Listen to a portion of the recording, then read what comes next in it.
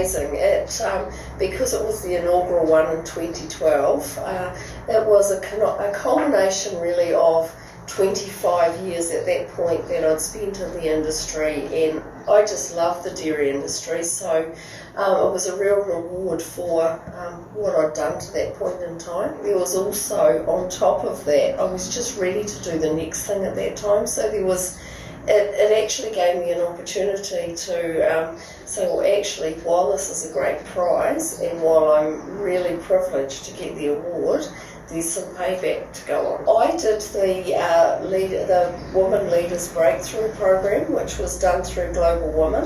That prize at that time was sponsored by Fonterra, so that was the prize. So it was a great prize. I was with 20 women from Auckland, 4 from Wellington, me who used to fly in and out of New Plymouth, wasn't particularly fond of Queen Street but loved the woman on the program, and it was fantastic. It was just an opportunity, first rural woman that had ever done that program. Yeah, I think we covered a whole range of things on the Breakthrough program. We went through governance and finance and all the sort of things that you normally do on a program.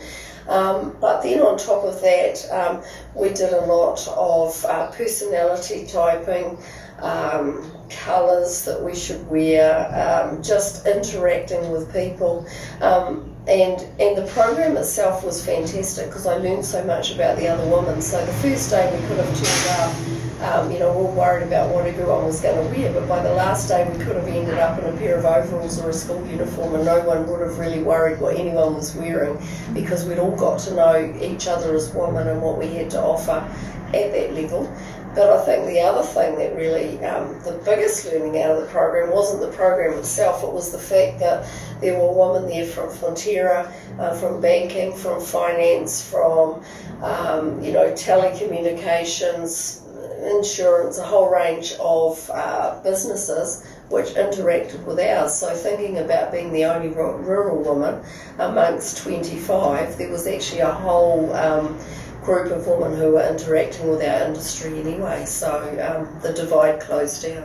I had always had this sort of an inkling to go into politics in Wellington and never had the courage to do it. And I knew that I wanted to promote our dairy industry in some way, shape or form. And I said to Lewis, my husband at the time, well, there's a key opportunity here, and if I'm going to do it, I need to do it now because I'm in my early 50s, and if I don't do it now, it's probably not going to happen. And lo and behold, the local MP, where I'm now the MP, were actually decided to stand down. So there was my opportunity to put a stamp on a large rural electorate.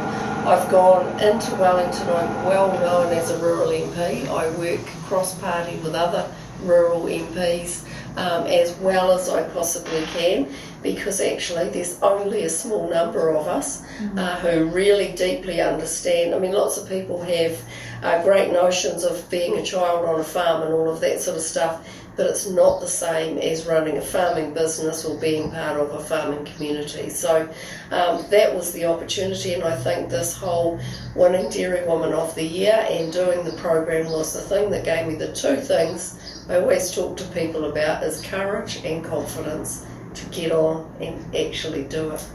Oh, look, I think first of all, there's some amazing women out there doing all sorts of things. I see them at community level all the time. I see them at regional level all the time.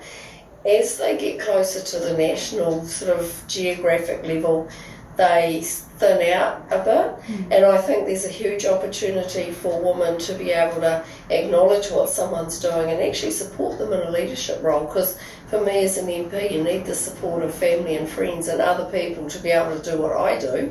And I think, it's up to all of us to support our people who have leadership potential into the roles that they're capable of having. And I think a nomination for Dairy Woman of the Year gives a number of people the chance to step up, whether they win, whether they're finalists or whether they win other awards, is actually an opportunity for them to be able to grow themselves and take a step forward. My vision for the dairy industry is to be one of the, if not the preferred provider of good, wholesome protein in the world.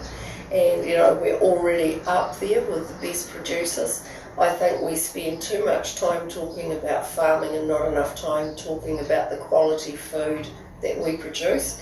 Farming's a great lifestyle, but the product is our advantage, and it comes from a great farming system where we've got lots to offer. So my hope, because I think the world can see it, but I want the general public of New Zealand to be able to have a better understanding of just how good we are in New Zealand, because what we do extremely well, and I'm very proud to be a farmer. I'm very proud to have family in farming, very proud to have grandchildren in farming now, and I want their generations to continue.